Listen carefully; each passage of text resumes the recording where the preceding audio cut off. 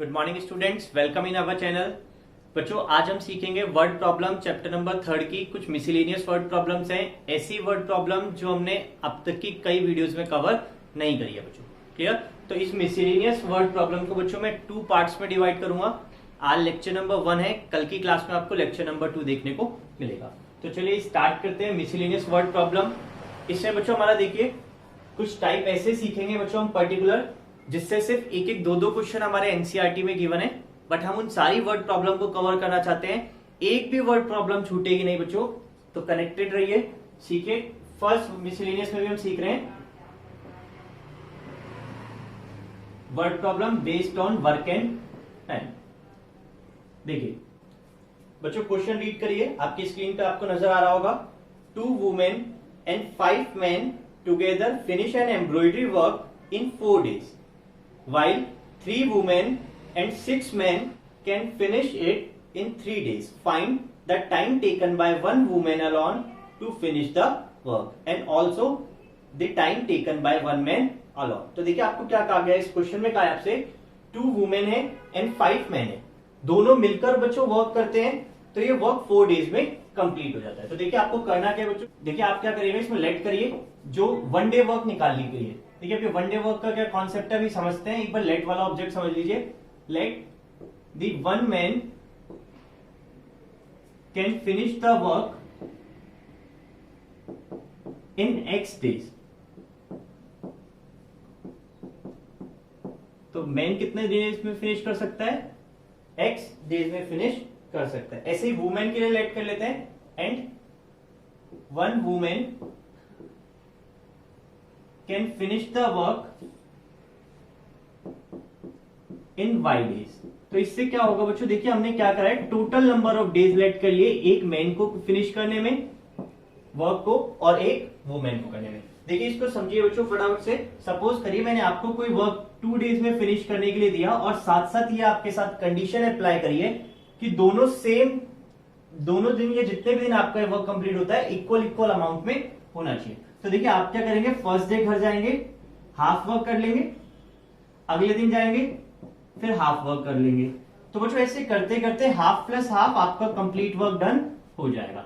1 का मतलब बच्चों कंप्लीट वर्क डन हो चुका है। क्लियर? अगर यही वर्क मैंने आपको 4 डेज में करने के लिए दिया होता, तो आप क्या करते, first day 1/4 work, second day भी 1/4 work, next third day 1/4 work, and last 4th day में 1/4 वर्क करते करते ये वर्क आपका पूरा हो जाता। क्लियर? अच्छा बच्चों, तो देखिए हम क्या कर रहे हैं बच्चों, टोटल नंबर ऑफ डेज है 2, बट 2 का रेसिप्रोकल 1/2, ये बन गया हमारा 1 डे वर्क, एक दिन का काम 1/2। ऐसे यहां पे देखिए 4 है हमारा टोटल नंबर ऑफ डेज, तो कितने डेज में फिनिश हो रहा है? 4 डेज में, बट एक दिन का काम कितना?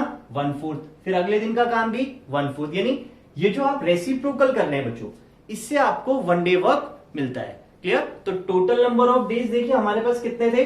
X days. तो X किसका वर्क है? मैन का। चलिए क्वेश्चन में पहले वुमेन दे रखा था, तो आप इसको ऐसा करिए, वुमेन लेट कर सकते हैं X को, नहीं तो इसमें कोई प्रॉब्लम नहीं है। आपने अगर मैन भी लेट करा है तो कोई इफेक्ट नहीं आने वाला उस चीज से, बट क्वेश्चन के अकॉर्डिंग बच्चों को आदत होती है पहले X लेट करने की देन Y लेट करने की। क्लियर? तो हमने क्या करा, let 1 women can finish the work in X days. तो एक वुमेन ए फिनिश कर लेगी, तो एक वुमेन का 1 डे का अगर वर्क निकालेंगे बच्चों तो निकल के आएगा 1/X। क्लियर? तो उसका X था यहाँ पे, तो 1 डे वर्क हो गया 1/X। ऐसे ही 1 मैन फिनिश कर सकता है Y डेज में, तो एक दिन का काम कितना होगा इसका? 1/Y। क्लियर? तो यही हमें करना है बच्चों। यहाँ पे जितने भी आपको वर्क एंड टाइम वाले क्वेश्चन मिलेंगे, उसको आपको कॉन्सेप्ट जो रखना है वो 1 डे वर्क के हिसाब से करना है। आपको इसमें कहा गया था 2 women and 5 men can finish work in 4 days. देखिए 2 वुमेन थी, तो बच्चों 1 वुमेन का 1 डे वर्क 1/X, तो नंबर ऑफ वुमेन है 2, तो एक अगर इतने दिन में करती है, तो अगर हमारे पास लेबर ज्यादा हो जाए तो आप उससे ज्यादा वर्क होगा, तो 2 वुमेन का काम कितना होगा? 2 × 1/X। ऐसे ही अब मैन का देखिए एक दिन के वर्क है 1/Y, तो 5 men है, तो बन जाएगा 5 × 1/Y। तो मिलके कितने डेज में कंप्लीट कर लेते हैं? 4 डेज। तो बच्चों देखिए अब हम यहाँ 4 नहीं लिखेंगे बच्चों, जो मैं लिख रहा हूं यहाँ पे 4 डेज। जनरली बच्चे यही मिस्टेक करते हैं, ये 4 डेज नहीं लिखेंगे। ऐसा क्यों? देखिए आपने ये क्या लिखा था 1/X, ये 1 डे वर्क था, 1/x क्या है, वन डे वर्क। कितने वुमेन का, ये है आपका 1 वुमेन का, तो 2 से मल्टीप्लाई कर दिया तो 2 वुमेन्स का 1 डे वर्क। तो यानी ये तो था 1 डे वर्क।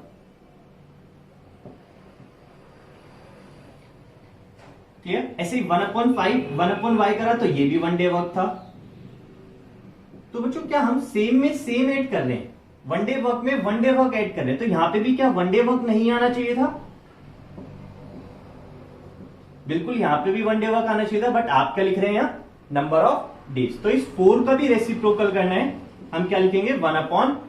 क्लियर।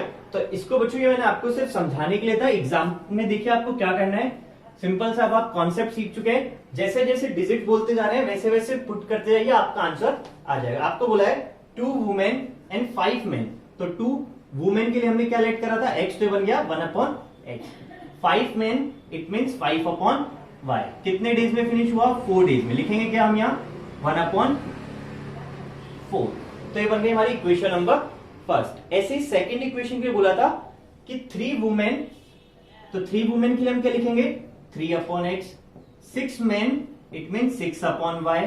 कितने डेज में फ्री हुए, 3 डेज में, तो यानी ये 1/3। ऐसे बन जाएगी बच्चों हमारी इक्वेशन नंबर सेकंड। तो ये था बच्चों हमारा कॉन्सेप्ट वर्क एंड टाइम से रिलेटेड।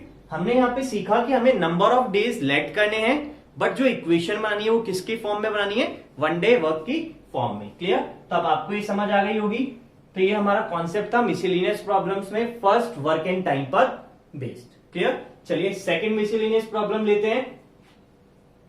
चलिए बच्चों सेकंड वर्ड प्रॉब्लम रीड करिए। क्वेश्चन है हमारे पास, the student of a class are made to stand in rows. If 3 student are extra in a row, there would be 1 row less. If 3 students are less in a row, then there would be 1 row more. देखिए बच्चों question समझिएगा, concept समझिए, क्या सिखाना चाह रहा है आपको ये बच्चों, ये सिखाना चाह रहा है आपको कि एक क्लासरूम है, तो उस क्लासरूम में कुछ पर्टिकुलर नंबर ऑफ स्टूडेंट है, और इन स्टूडेंट्स को हमने क्लास में रोज में बैठाया हुआ है। क्लियर। तो आपको नहीं पता बच्चों नंबर ऑफ रोज कितनी है, या फिर टोटल नंबर ऑफ स्टूडेंट कितने हैं, या फिर एक ही रो में कितने स्टूडेंट्स बैठे हैं बच्चों। क्लियर। बट आपको इसके रिगार्डिंग इंफॉर्मेशन दी है कि अगर 3 स्टूडेंट किसी रो में एक्स्ट्रा हो जाए, समझिएगा बच्चों 3 स्टूडेंट एक रो में क्या हो जाए, एक्स्ट्रा, तो एक रो क्या बनेगी, लेस बनेगी, एक रो कम बनेगी। देखिए बिल्कुल सही बात है बच्चों।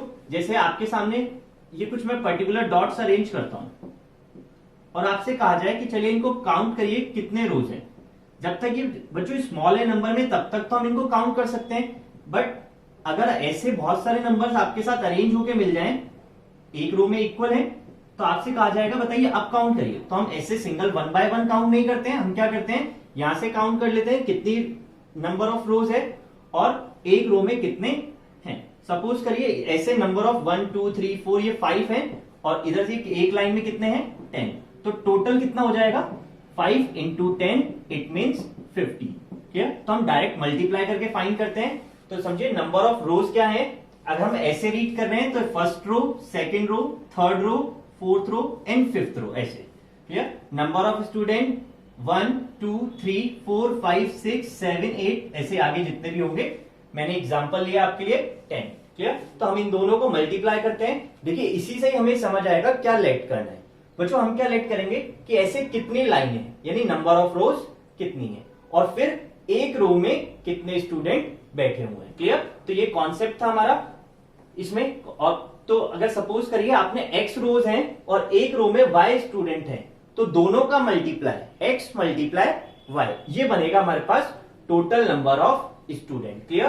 तो देखिए हम लेट क्या करने वाले हैं बच्चों, हम यहां पे लेट करेंगे लेट नंबर ऑफ रोज, कि कितनी रोज थी, ऐसे कितने बने हुए थे, इसको लेट कर लिया हमने x, एंड अब एक रो में कितने स्टूडेंट हैं, and number of students in a row, ये लेट कर लेते हैं बच्चों y। तो टोटल जो स्टूडेंट बनेंगे वो बनेंगे दोनों का multiply, it means xy। Clear. ये है हमारे पास एक्चुअल कंडीशन क्लासरूम की। क्लियर। अब आपको क्वेश्चन में इसमें चेंजेस बोले थे, इसने कहा था अगर एक रो में 3 स्टूडेंट ज्यादा बैठा दे बच्चों, तो अभी कितने स्टूडेंट है एक रो में, y। तो अगर आपने 3 ज्यादा बैठा दिए तो ये कितने हो जाएंगे, y+3। क्लियर। अगर आपने किसी भी एक लाइन में ज्यादा बच्चे बैठा दिए बच्चों, clear, total number of student तो फिक्स ही है एक क्लास में, सपोज करो 40 है, तो बच्चों अगर ये total number of students in a row एक में जितने हैं उसको 3 से हमने इंक्रीज कर दिया, यानी ये कितना हो गया, y+3। तो ऑटोमेटिक है बच्चों नंबर ऑफ रोज कम हो जाएंगी। कितनी कम हो गई, 1 कम हो गई।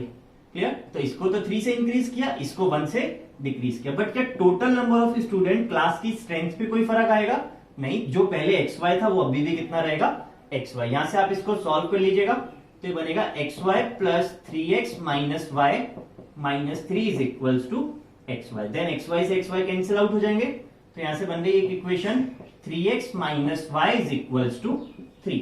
ऐसे बच्चों ये फर्स्ट इक्वेशन हमारे सामने बन चुकी है। क्लियर। अच्छा, अगर एक और इक्वेशन बोलिए आपको इस क्वेश्चन में, वो क्या बोला है बच्चों कि अगर नंबर ऑफ स्टूडेंट जैसे पहले आपने बढ़ाए थे, अब की बार ये कहना चाह रहा है कि अगर नंबर ऑफ स्टूडेंट हम क्या कर दें, कम कर दें। कितने कम कर दें, यहां पे आपको बोला है 3 स्टूडेंट कम कर दें। तो देखिए अभी स्टूडेंट कितने थे, y, 3 कम कर दिए, इसका मतलब y - 3। तो नंबर ऑफ रोज क्या हो जाएंगी, इंक्रीज बाय 2, यानी x+2। और दोनों का मल्टीप्लाई कितना हो जाएगा, xy हो जाएगा। ऐसे यहां से सॉल्व करने पर x y से मल्टीप्लाई xy, y 2 से 2y -3x -6 is equals to xy। इधर से कैंसिल आउट हो जाएगा, तो इक्वेशन बन जाएगी -3x + 2y is equals to 6। ये हो गई हमारी इक्वेशन नंबर 2। दोनों को आपको बहुत बार हम सॉल्व कर चुके हैं, सॉल्व करना आता है बच्चों। तो ऐसे ही हमने वर्ड प्रॉब्लम सीखी जो क्लासरूम पे नंबर ऑफ स्टूडेंट पे बेस्ड थी। Clear.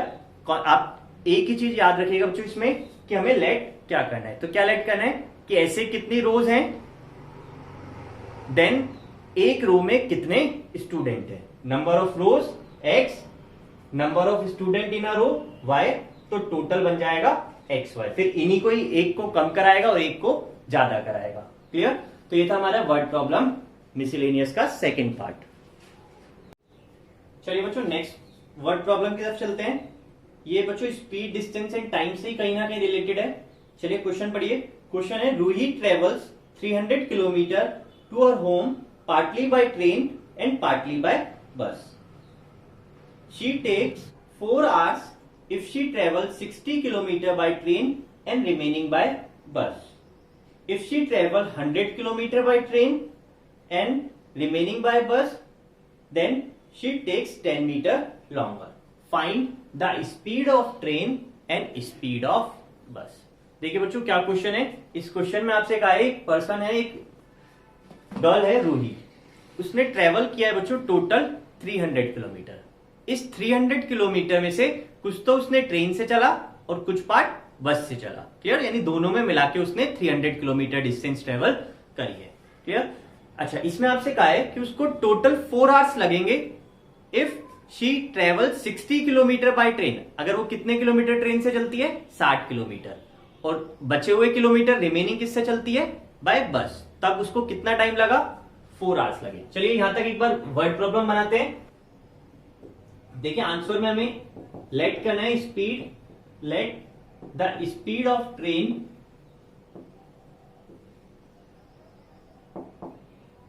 Is equals to x kilometre per and speed of bus is equals to y kilometre per. बच्चों हमने इनकी स्पीड लेट कर ली है। अब आपसे बोला है बच्चों, देखिए टोटल डिस्टेंस है 300 किलोमीटर, इसमें से उसने 60 किलोमीटर तो चला है बाय ट्रेन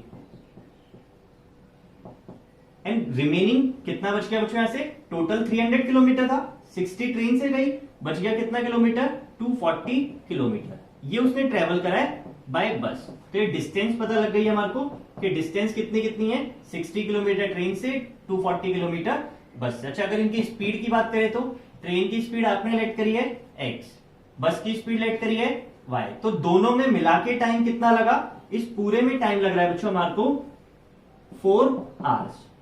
क्लियर। तो ये पूरा लगने वाला टाइम है कितना, 4 आवर्स। क्लियर। चलिए इस पे वर्ड प्रॉब्लम बनाते हैं फटाफट से।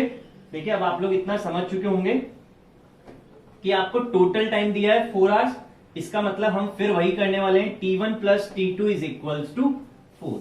क्लियर? तो T1 plus T2 is equals to total time 4। और ये जो T1 है ये ऐसे लिख सकते हैं आप, बाय ट्रेन एंड बाय बस। तो टाइम का formula distance upon speed. Distance को हम कैसे लिखेंगे? ट्रेन से लगने वाली डिस्टेंस थी 60, ट्रेन की स्पीड है x। ऐसे ही बस से ट्रेवल करी हुई डिस्टेंस 240, स्पीड y। तो ये बन गई हमारी इक्वेशन नंबर फर्स्ट। अच्छा, अगर हम सेकेंड इक्वेशन के लिए पढ़ते हैं तो इसमें बोला था if she travel 100 kilometre by train, train से कितना चले 100 kilometre, and remaining by bus, then it would have taken 10 minutes longer. तो उसको क्या होता है बच्चों? 10 मिनट्स लॉन्गर लगते हैं। बच्चों लॉन्गर का सेंस है ज्यादा लगते। आपसे नहीं कहा कि आपकी बार सिर्फ 10 मिनट्स लगे, क्या कहे? लॉन्गर एक कंपेरेटिव डिग्री है, कंपेयर कर रहा है वो पहले वाले से। तो पहले 4 आवर लग रहे थे बच्चों, तो अब कितना लगेंगे? 4 आवर 10 मिनट्स लगेंगे। क्लियर? तो देखिए अब हम क्या लिखेंगे, अगेन वही T1 plus T2 is equal to, लेकिन time 4 hour plus 10 minute. Clear? अच्छा, इसको कन्वर्ट कर लेते हैं। टाइम अब की बात किस में टाइम है? ये पहले हमने माना था ट्रेन में, तो ट्रेन से डिस्टेंस 100, ट्रेन से स्पीड x, बची हुई डिस्टेंस कितनी? टोटल 300 थी, 100 ये ले गया, 200 डिस्टेंस बाय बस से travel by y is equals to 4 hour. अच्छा 10 मिनट, देखो ये आर में ये मिनट में, दोनों को सेम करना होगा, आर में लेके आते हैं। तो 10 मिनट्स को अगर हम कन्वर्ट करेंगे तो इसको ऐसा लिख सकते हैं 4 आवर, 10 मिनट्स को 10 अपॉन 60, ये कैंसिल आउट होगा, 4 1/6, यानी ये 4 1/6 कितना बन गया? 25/6। क्लियर? तो इसको मैं डायरेक्ट लिख रहा हूं 25/6। फिर आपको ये बन गई इक्वेशन सेकंड। आगे सॉल्व करना आपको आता ही है, ये x और y कॉमन लीजिएगा, 1/x 1/y कॉमन लेकर आप इसको सॉल्व कर सकते हैं। आपने पहले भी इससे कई वर्ड प्रॉब्लम सॉल्व करी है, इसलिए बच्चों मैं सॉल्व नहीं कर रहा हूं। क्लियर? तो आज हमने ये मिसलेनियस का पार्ट 1 सीखा है, कल हम सीखेंगे मिसलेनियस पार्ट 2। इस तरीके से बच्चों कल की क्लास से हमारा सारा चैप्टर नंबर 3 की वर्ड प्रॉब्लम कवर हो जाएगी। आज के लिए इतना ही बच्चों, बाकी कल सीखेंगे अगली क्लास में। Thank you class.